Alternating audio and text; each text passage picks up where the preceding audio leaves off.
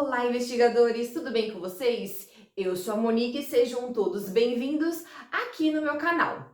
Ainda sobre o comando da ditadura militar, o Brasil vivenciou um dos seus maiores mistérios de casos criminais do ano de 1973. Caso Araceli, uma criança que, mesmo com o passar dos anos, ficará em nossas memórias. Mas antes de a gente iniciar o nosso caso de hoje, peço que deixe o seu like, que vai me ajudar muito na divulgação. Se inscreva no canal e ative o sininho para receber mais vídeos como esse.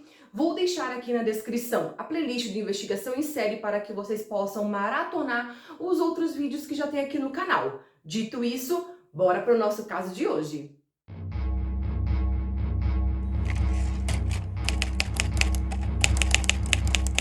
Araceli Cabrera Sanches Crespo era a segunda filha do eletricista espanhol Gabriel Crespo e da boliviana Lola Sanches. Ela nasceu na capital paulista, chegou a morar com os pais e o irmão mais velho na cidade de Cubatão. Mas quando ainda era bebê, a família decidiu mudar para o estado do Espírito Santo porque Araceli tinha um problema muito grave de bronquite e o médico recomendou à família um lugar melhor, sem poluição. Araceli era uma menina doce, inocente, era cercada de muito cuidado em casa, recebia muito carinho da família, seu pai era muito dengoso com ela. E por ela ser a caçula, ele a protegia muito. Ao chegar no Espírito Santo, a família foi morar no bairro de Juburuna, em Vila Velha. Eles moravam em uma casa bem modesta. Por ter muito cuidado com Araceli, os pais sempre se preocupavam em colocá-la na mesma escola que o irmão, chamado Carlos Cabreira Crespo. Ela estudava no Colégio Marista e, como seu pai conseguiu um emprego no Porto de Tubarão, teve que se mudar para o bairro de Fátima para ficar mais perto do trabalho. Só que, infelizmente, eles tiveram que mudar de escola. O irmão de Araceli foi para o Colégio Salesiano e, como esse colégio não aceitava meninas, Araceli foi para a escola São Pedro. Em uma sexta-feira, a mãe de Araceli pediu para que ela saísse mais cedo da escola. Porque como a Araceli pegava ônibus, ela ficava muito preocupada com a volta dela. Na época só passava um ônibus, então era por isso que a mãe dela pedia para ela sair mais cedo da escola, para ela conseguir pegar esse ônibus e não ficar no ponto lá esperando o próximo ônibus. Então, no dia 18 de maio de 1973, começou um dia qualquer na família. A Araceli saiu de casa no bairro de Fátima, na Serra, e seguiu para a escola São Pedro, na praia de Suá, em Vitória. Só que essa sexta-feira foi a última que viram Araceli. Sua ausência só foi notada pelo pai, que percebeu que ela não chegou em casa depois da escola. À noite, seu pai, Gabriel, iniciou as buscas. Quando o irmão de Araceli chegou em casa, eles questionaram se ele viu Araceli, só que ele disse que ela não apareceu no ônibus. Então, o pai de Araceli fez o mesmo percurso que ela faz para voltar da escola, porque ele achou que ela poderia ter voltado a pé.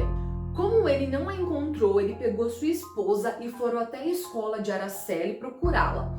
Mas como eles não conseguiram encontrar, ele decidiu dar parte à polícia e foi aí que começaram as buscas atrás de Araceli. Ao sair da escola, ela foi vista por um adolescente em um bar entre o cruzamento das avenidas Ferreira Coelho e César Ilau, em Vitória, que fica a poucos minutos da escola onde ela estudava.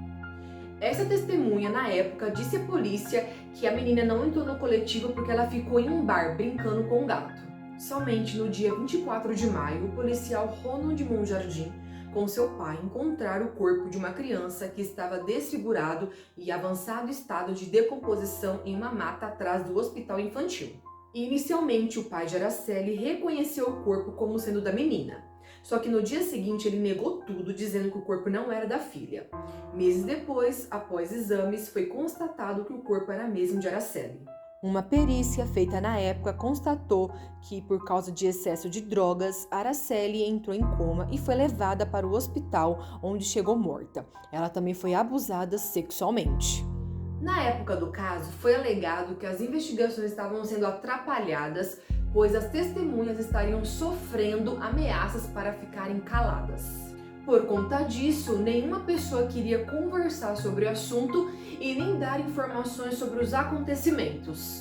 Entretanto, 3 pessoas foram definidas como os principais suspeitos da morte de Araceli e apresentados pela acusação. Dante de Barros Michelini, o Dantinho, Dante de Brito Michelini, o pai de Dantinho e influente junto ao regime militar, e Paulo Constante Elau. Todos os suspeitos são membros de tradicionais e influentes famílias do Espírito Santo. Eles eram conhecidos na cidade como usuários de drogas que violentavam garotas menores de idade. O bando teria sido responsável também pela morte de um guarda de trânsito. Uma das hipóteses foi de que Araceli, a pedido da mãe, foi entregar um envelope a Jorge Michelini, o tio de Dantinho. Chegando lá, os acusados teriam drogado, estuprado e assassinado Araceli num apartamento do edifício Apollo, no centro de Vitória. Agora vocês devem estar se perguntando, por que a mãe de Araceli foi considerada uma suspeita? Ela teria usado a própria filha como mula para entregar drogas a Jorge Michelini.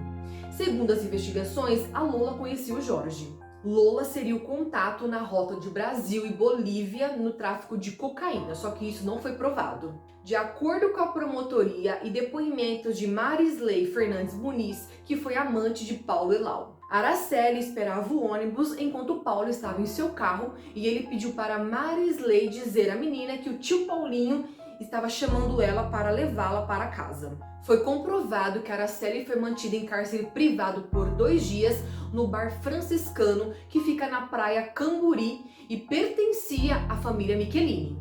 E foi lá que ela foi extremamente dopada e teria entrado em coma, e a caminho do hospital os 3 homens perceberam que ela já estava morta. E foi aí que tiveram a ideia de jogar o cadáver no matagal próximo à região.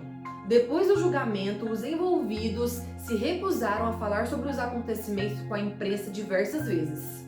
Mas eu encontrei um vídeo de 1993, Dante de Brito Michelini, ele dá a sua versão do porquê o nome dele e dos seus filhos foram envolvidos no caso de Araceli.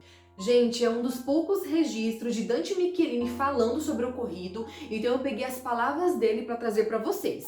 O repórter pergunta: o senhor disse que nunca viu a menina Araceli e nem o filho do senhor conhecia. Por que a família do senhor sempre esteve ligada a esse caso?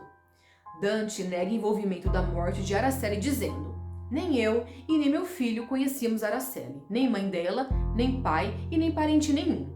Nós fomos ligados por uma notícia que houve no Jornal da Cidade por brincadeira de outros colegas. E teve essa notícia que eu estava envolvido no desaparecimento da menina. Durante as investigações, provas e depoimentos se misturavam com fatos e boatos. E mesmo depois de todos esses anos, este assunto ainda é um mistério. Além de grande parte das testemunhas terem morrido, as que continuavam vivas se recusavam a falar sobre este assunto. De acordo com a denúncia apresentada pelo promotor e também foi passado no Globo Repórter de 1977, que Dantinho usou sua influência com os oficiais da ditadura militar para escapar da condenação. Ele teria contado com o apoio de forças dentro da polícia capixaba para dificultar com as investigações. Além disso, testemunhas chaves morreram durante as investigações, só que nenhuma das acusações foram provadas. O promotor explicou a quem se destinavam as acusações.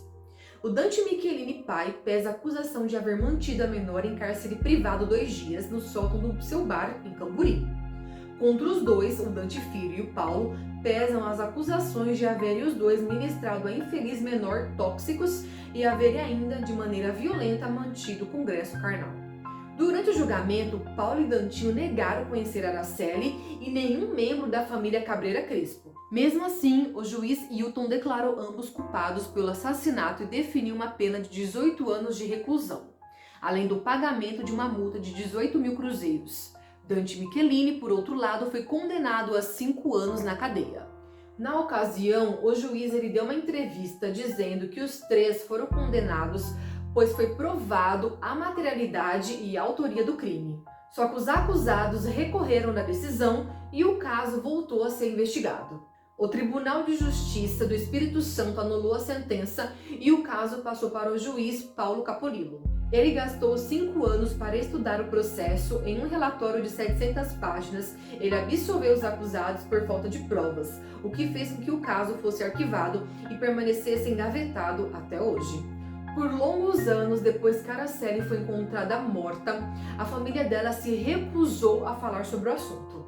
Mas em 2016, o irmão dela, Carlos Cabreira Crespo, quebrou o silêncio e lembrou da dor que a família viveu todos os anos depois da morte de Araceli. Em entrevista, Carlos, chorando, disse que tem lembrança dela e não gosta de falar sobre isso, porque ainda é muito difícil e sente saudades. Ele disse: "A gente convivia muito e eu sinto muita saudade dela. Apesar de todo esse tempo, não passa um dia que eu não penso nela. Todos os dias da minha vida eu me lembro dela." E sobre o que aconteceu depois da morte de Araceli, Carlos disse que a família foi muito prejudicada com as informações que foram veiculadas na época. "Eu nunca mais vi minha irmã, meus pais se separaram, minha mãe voltou para a Bolívia, que era a terra dela, o meu pai continuou morando no bairro de Fátima, mas ele trabalhou quase no Brasil todo. E eu continuei no bairro de Fátima. Depois fui para a Bolívia com minha mãe, só que voltei depois."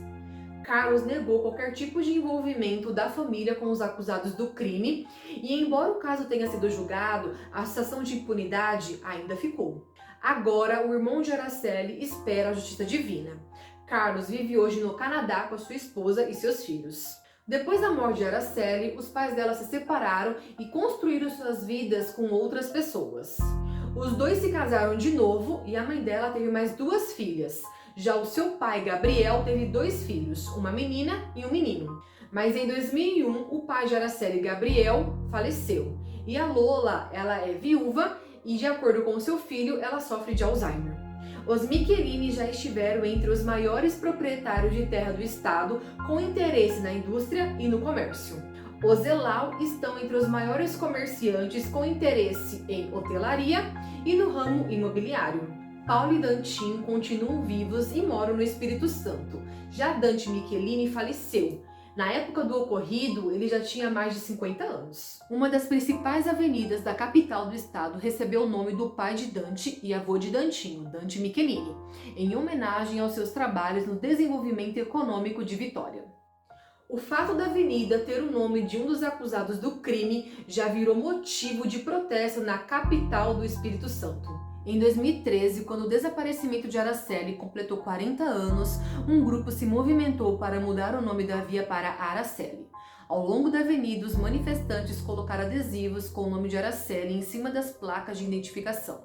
Em 2011, Paulo Elau foi preso sob suspeita de falsificar documentos entregues ao Departamento Estadual de Trânsito. A casa onde morava a família de Araceli sofreu algumas pequenas reformas e foi dado ao irmão de Araceli como herança. Desde 1985, a rua, que antes era chamada Rua São Paulo, se tornou Rua Araceli Cabreira Crespo. O livro Araceli Meu Amor é um romance-reportagem de 1976, de autoria do escritor e jornalista José Louzeiro. A narrativa dele não só fala do acontecimento como um fato jornalístico, mas sim da reação e da discussão elaboradas por pessoas comuns. Lá ele fala sobre a morte, o acontecido, as questões religiosas e de ordem existencial. A capa faz um paralelo com a infância interrompida, mas ele foi censurado durante a ditadura militar. O autor ainda relata que 14 pessoas morreram durante as investigações, entre testemunhas e pessoas que tentavam solucionar o mistério. O escritor alega ele mesmo ter sido alvo de uma tentativa de queima de arquivo enquanto pesquisava sobre o caso. Gente, eu não sei se vocês sabem, mas no dia 18 de maio foi instituído o Dia Nacional ao Combate à Exploração e ao Abuso Sexual de Crianças e Adolescentes. Foi dado em homenagem à memória de Araceli. É uma data determinada oficialmente por lei. E por causa desse caso, o Comitê Nacional de Enfrentamento à Violência Sexual de Crianças e Adolescentes incentiva que todo o Brasil sejam realizadas ações que visem alertar toda a sociedade sobre a necessidade da prevenção à violência sexual. Tendo alguma suspeita, é possível fazer a denúncia por meio do canal Disque 100. A ligação é gratuita, funciona todos os dias da semana por 24 horas, inclusive sábados e domingos e feriados. O sigilo é garantido e as ligações podem ser feitas por aparelhos fixos ou móveis. O cemitério Serra Sede é o local onde o corpo de Araceli está enterrado. Eventualmente, o túmulo recebe visitas de pessoas que se interessam pelo caso, eles colocam flores e batem fotos. É isso aí, investigadores. Esse foi mais um caso de hoje. Eu espero que vocês tenham gostado. É um caso muito chocante, mas é um caso que eu sempre quis trazer aqui no canal, que marcou o ano de 1973. Não esqueça de deixar o seu like, que vai me ajudar muito na divulgação. E comente aí o que você achou desse vídeo, o que você acha que realmente aconteceu. E vamos se ver no próximo vídeo. Até mais, investigadores!